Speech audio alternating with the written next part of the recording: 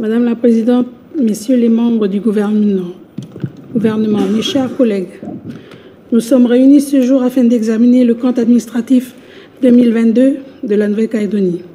Le vote du compte administratif revêt une importance capitale pour évaluer la santé économique de notre pays et la gestion du gouvernement en place.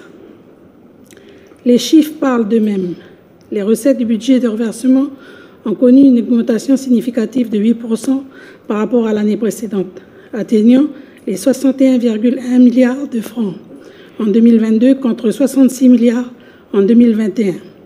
Cette augmentation est principalement attribuable à la hausse des taxes affectées qui ont contribué pour 3,1 milliards de francs et des centimes additionnels qui ont apporté 2,3 milliards de francs.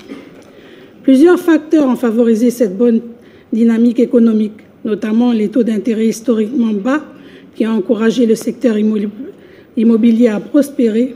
De plus, l'inflation importée et la flambée des coûts de transport ont été des éléments favorables à la hausse des recettes de la taxe générale sur la consommation, qui a enregistré une augmentation de 1,39 milliard de francs dans le budget de reversement. Une autre source de recettes a été générée par les entreprises calédoniennes, ce qui a permis d'accroître les revenus de la contribution sociale additionnelle.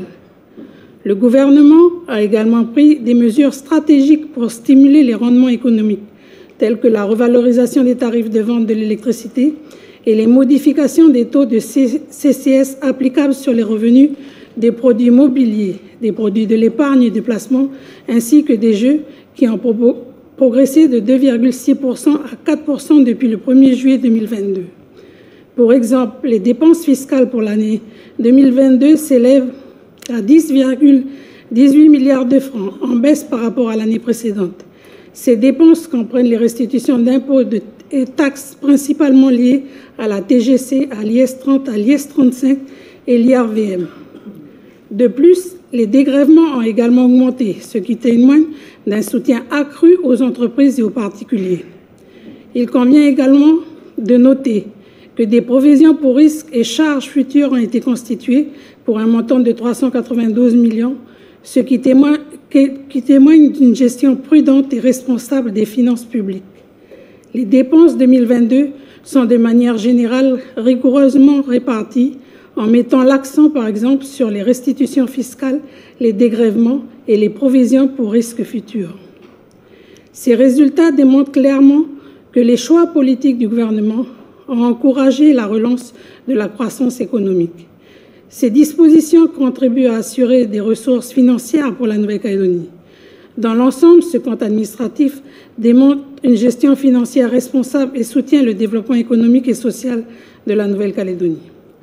Notre groupe continue de prôner la maîtrise des dépenses, malgré une évolution des chiffres des comptes de 2022.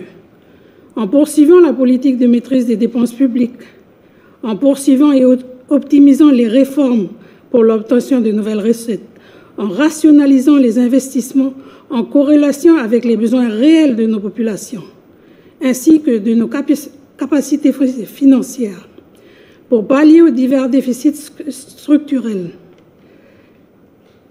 Et passer cette situation financière et de trésorerie critique que nous subissons depuis la crise Covid-19, nous encourageons de nouveau le 17e gouvernement dans cette perspective.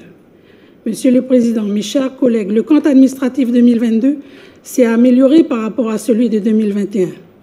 C'est dans un état d'esprit toujours constructif que nous sommes également favorables à la proposition formulée en séance par nos collègues pour la mise en place d'un espace de travail afin de trouver des solutions visant à améliorer la stabilité financière de notre pays.